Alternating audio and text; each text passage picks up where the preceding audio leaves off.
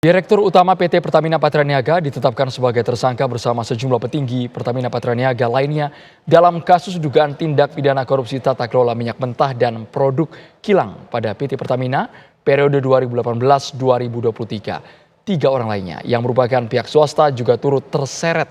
Kasus tersebut menyebabkan kerugian negara mencapai 193,7 triliun rupiah.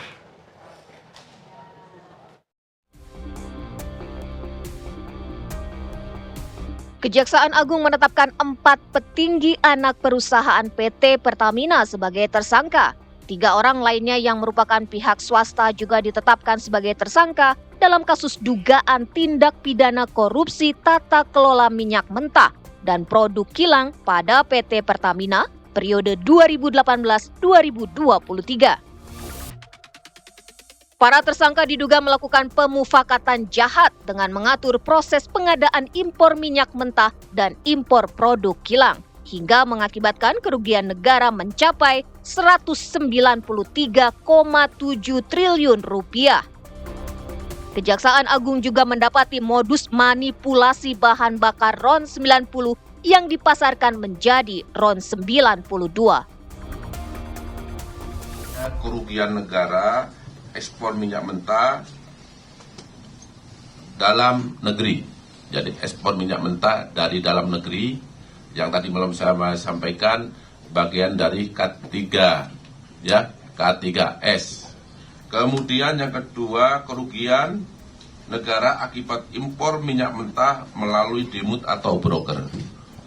Jadi pada saat yang sama bagian K3S itu dijual ke luar negeri dengan alasan harganya tidak masuk HPS, ya, melebihi HPS, kualitasnya tidak sama, tapi pada saat yang sama, waktu yang sama, justru Pertamina mengimpor minyak mentah dari luar negeri, yang harganya 3 kali lipat lebih tinggi daripada minyak mentah yang diekspor. Termasuk yang saya katakan RON 90, ya, tetapi dibayar seharga RON 92, kemudian di blending, ya kan, dioplos, dicampur. Nah, ini nanti seperti apa, teman-teman jurnalis sabar. Setelah pengungkapan kasus tersebut, rumah pengusaha Muhammad Riza Khalid yang berlokasi di Selong Kebayoran Baru Jakarta Selatan dan Plaza Asia Lantai 20 Sudirman Jakarta digeledah tim penyidik Kejaksaan Agung Republik Indonesia.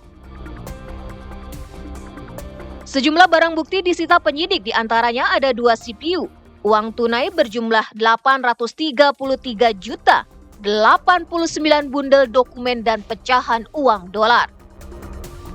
Selain itu, penyidik menemukan 34 ordner atau map besar untuk menyimpan dokumen. Di dalamnya terdapat berbagai berkas mengenai korporasi yang bertalian dengan kegiatan impor minyak mentah, termasuk shipping atau pengiriman. Rumah Riza Khalid digeledah setelah anaknya Muhammad Keri Andrianto Riza terlibat dalam dugaan korupsi tata kelola minyak mentah dan produk kilang pada PT Pertamina. Kepala Pusat Penerangan Hukum Kejaksaan Agung Harli Siregar kemudian membeberkan bahwa korupsi tata kelola minyak mentah Pertamina Patraniaga ini berlangsung dari tahun 2018 hingga 2023.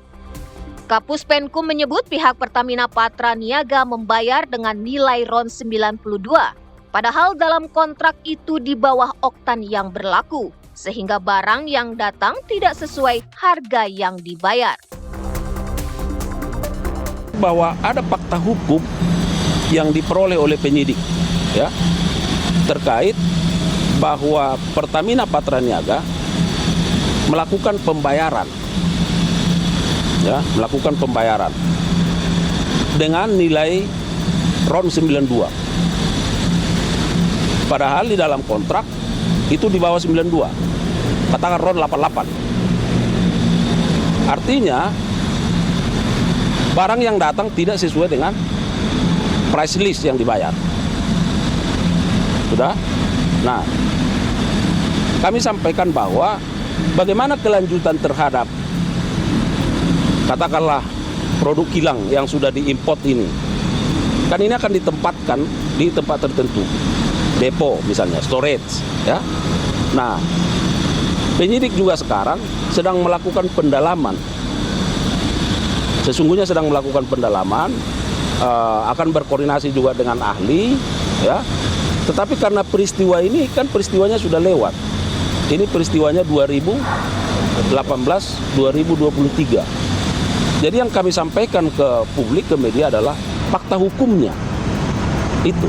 Jadi maksud kita, rekan-rekan media, supaya ini juga bisa diinformasikan, jangan seolah-olah bahwa peristiwa itu terjadi juga sekarang. Nah, ini kan bisa membahayakan di satu sisi, ya. Fakta hukumnya ini di 2018-2023 dan ini sudah selesai. Minyak ini barang habis pakai. Jadi kalau dikatakan stok 2023 itu nggak ada lagi. Pengungkapan kasus ini kemudian membuat keresahan di masyarakat, apalagi setelah terungkap adanya manipulasi RON 90 menjadi RON 92. Mengenai hal tersebut, PLT Dirut Pertamina Patra Niaga, Mars Ega Legowo Putra menyatakan Pertalite dan Pertamax yang dijual di SPBU telah sesuai dengan spesifikasinya.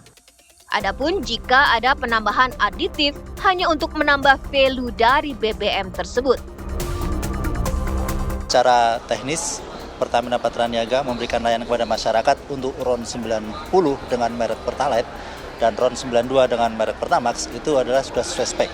Dan kita menjamin kepada masyarakat bahwa di SPBU yang kita jual adalah sesuai spek. Adapun tadi dijelaskan oleh pimpinan Komisi 12, penambahan aditif tersebut adalah sifatnya untuk menambah value dari performansi produk-produk tersebut. Skema ini juga sama dilakukan dengan badan usaha yang lain. Tadi di situ diklarifikasi satu persatu. Adapun aditif untuk Pertamax yang kita tambahkan di situ sifatnya untuk menambah performansi untuk anti karat, corrosion inhibitor, untuk deterjensi agar mesin juga menjadi lebih bersih dan juga untuk performansi akselerasi sehingga kepada konsumen diharapkan dia juga merasa lebih ringan dalam berkendara.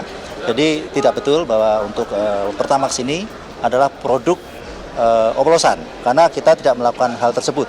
Dan tadi juga kami jelaskan bahwa di terminal-terminal storage di Pertamina Patra Niaga tidak terdapat fasilitas blending untuk produk gasolin. Yang ada adalah fasilitas penambahan aditif dan pewarna.